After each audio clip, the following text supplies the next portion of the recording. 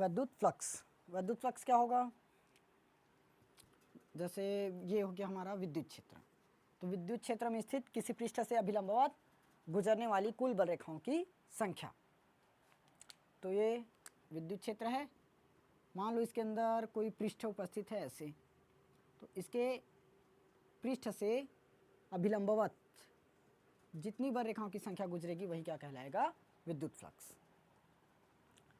मान लो यहाँ पर माना इसे फाई ई से दर्शाते हैं। माना विद्युत क्षेत्र में स्थित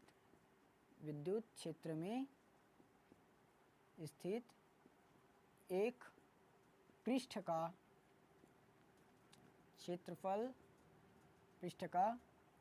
क्षेत्रफल ए है। इसके अल्प क्षेत्र डी ए से गुजरने वाला विद्युत फ्लक्स, ये हो गया, ये विद्युत क्षेत्र हो गया। तो यहाँ से क्या बनेगा? कोण थीटा। ये हो गया ई वेक्टर और ये डी ए वेक्टर। तो जितना भी बल रेखाओं की संख्या है इससे अभिलंबवत गुजरेगी वही क्या कहलाएगा? विद्युत flux. D phi E flux आएगा फाई ई, ये A E vector into D A vector. तो सब लोगों ने ये फॉर्मूला तो पढ़ रखा होगा, A vector into B vector is equal to A B cos theta. तो यहाँ phi E is equal to क्या हो जाएगा? A E D A cos theta. तो फाई ई जितना भी कांस्टेंट है बाहर कर लो, क्या हो जाएगा? ई कॉस थीटा और ये ए क्या बचा? D A. अब डी ए का समाकलन क्या हो जाएगा? समाकलन जानते हो, E cos theta D A का ए। तो finally phi E is equal to क्या आया? E A cos theta. ये हो गया विद्युत फ्लक्स। इसका मात्रक देखना, मात्रक क्या हो जाएगा? कॉस थीटा तो इसका कोई मात्रक नहीं होगा, तो phi E is equal to क्या है? सीधा ई और ए। ई हमारा क्या है? विद्युत क्षेत्र। विद्युत क्षेत्र बराबर क्या निकाले हो? F upon Q not into में क्या है? ए। बल का एफ मतलब फोर्स, बल का मात्रक न्यूटन, कूलाम का मात्रक आवेश का मात्रक कूलाम, और इंटू क्षेत्रफल का मात्रक क्या हो जाएगा? मीटर का स्क्वायर। तो क्या बना? Newton metre square divided by coulomb. ये निकल गया किसका मात्रक? विद्युत फ्लक्स का। या इसी को बोलते हैं वोल्ट प्रति metre.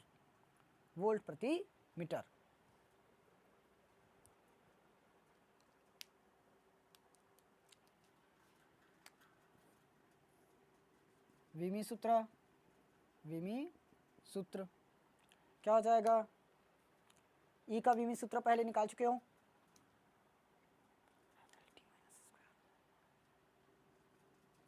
L T minus square into में है क्षेत्रफल का एल स्क्वायर हो जाएगा।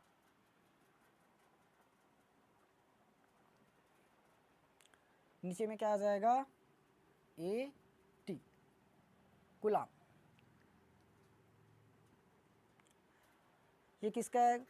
आवेश मतलब क्यू। तो इसका मात्रक क्या निकाले थे? Q is equal to I into T. I का मात्रक एम्पियर और टी का मात्रक टी। ये क्या हो जाएगा? एम एल ये क्यूब और टी ये ऊपर जाकर क्या हो जाएगा? -1 -2 और -1 -3 और ये ए ऊपर जाकर ए इनवर्स। ये निकल गया विमीय सूत्र। गॉस का प्रमेय।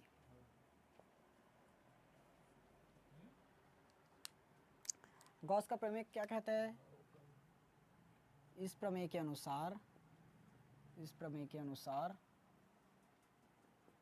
किसी बंद पृष्ठ से गुजरने वाला संपूर्ण विद्युत फ्लक्स, संपूर्ण विद्युत फ्लक्स उसमें उपस्थित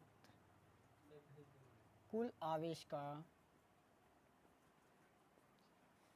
1/ε0 गुना होता है। ध्यान से समझना, इस प्रमेय के अनुसार किसी बंद पृष्ठ से गुजरने वाला संपूर्ण विद्युत फ्लक्स उसमें उपस्थित कुल आवेश का 1/ε0 गुना होता है। देखना क्या हो जाएगा, बंद पृष्ठ से गुजरने वाला संपूर्ण विद्युत फ्लक्स फाई ई, उसमें उपस्थित कुल आवेश का 1/ε0 गुना होता है। आवेश का 1/ε0 गुना होता है। ये हो गया गॉस का प्रमेय। सिंपल है, डायरेक्ट यहाँ से थ्योरी लिख सकते हो। गॉस के प्रमेय के अनुसार किसी बंद पृष्ठ से गुजरने वाला संपूर्ण विद्युत फ्लक्स उसमें उपस्थित कुल आवेश का 1/ε0 गुना होता है। अब इसको सिद्ध करना है। इसके लिए डायग्राम बना लो।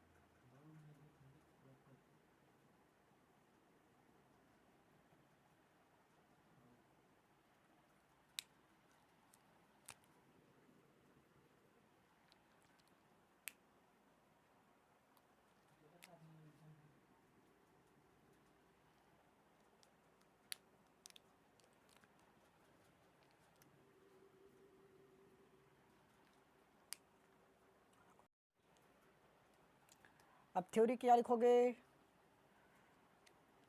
माना एक गोली पृष्ठ ए है जिसका केंद्र बिंदु O है, जिस पर प्लस क्यू आवेश उपस्थित है। इससे r दूरी पर एक बिंदु P है जहां विद्युत क्षेत्र की तीव्रता ज्ञात करनी है। सिंपल है। माना एक बंद पृष्ठ है जिसका क्षेत्रफल A है, इसका केंद्र बिंदु O से r दूरी पर एक बिंदु P है जहां विद्युत क्षेत्र की तीव्रता ज्ञात करनी है। यहाँ E वेक्टर और D वेक्टर, इसके बीच का कोण क्या है, थीटा। E वेक्टर और D वेक्टर के बीच का कोण थीटा है।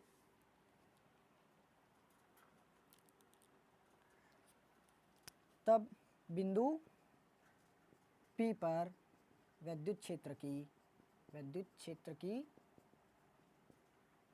तीव्रता, बिंदु P पर विद्युत क्षेत्र की तीव्रता E इक्वल टू क्या हो जाएगा, 1/4πε0 Q divided by r square, ये हो जाएगा। अब इस dA क्षेत्रफल से क्या करोगे, विद्युत dA क्षेत्रफल से गुजरने वाला विद्युत फ्लक्स, dA क्षेत्रफल से गुजरने वाला विद्युत फ्लक्स क्या हो जाएगा, d phi E is equal to E vector into dA vector. अब ये फॉर्मूला तो पढ़े होंगे,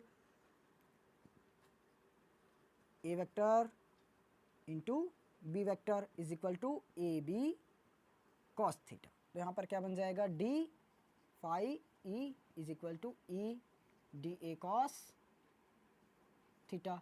अब यहाँ थीटा का मान क्या है, यहाँ क्या करोगे, E का मान रख दो। E का मान रखने पर E का मान क्या है, d phi E is equal to E का मान 1/4πε0 Q divided by r square, ये हो गया। फिर dA कॉस थीटा। अब इसको ऐसे भी लिख सकते हैं, d phi E is equal to 1/4πε0 dA cos theta divided by r square. Q को इसके साथ इंटू में ला लो, चूंकि dW बराबर क्या है, ds cos theta, dA cos theta divided by r square. ये घनकोण में पढ़े हैं तो क्या हो जाएगा, यहाँ से इसकी जगह पर क्या रखोगे, पूरा dW, तो d फाई ई बराबर Q upon 4 pi epsilon naught D A cos theta upon R square की जगह डी डब्ल्यू। अब संपूर्ण विद्युत फ्लक्स, संपूर्ण विद्युत फ्लक्स क्या हो जाएगा? इस पूरे क्षेत्रफल से गुजरने वाला संपूर्ण विद्युत फ्लक्स समाकलन करोगे D phi E is equal to Q upon 4 pi epsilon naught D. तो ये हो जाएगा phi E is equal to जितना कांस्टेंट है बाहर कर दो Q upon 4 pi epsilon naught और ये डी ओमेगा, यहाँ से होल समाकलन क्लोज समाकलन करना ना। अब चूंकि D omega is equal to क्या निकाले हो 4 पाई स्टे रेडियन, इसका मान क्या है 4 पाई स्टे रेडियन।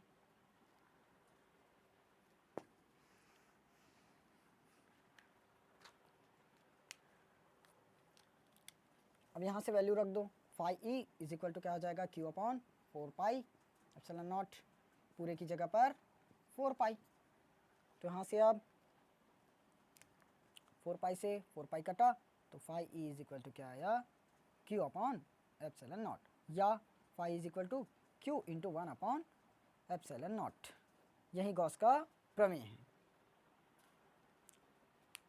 क्लियर है?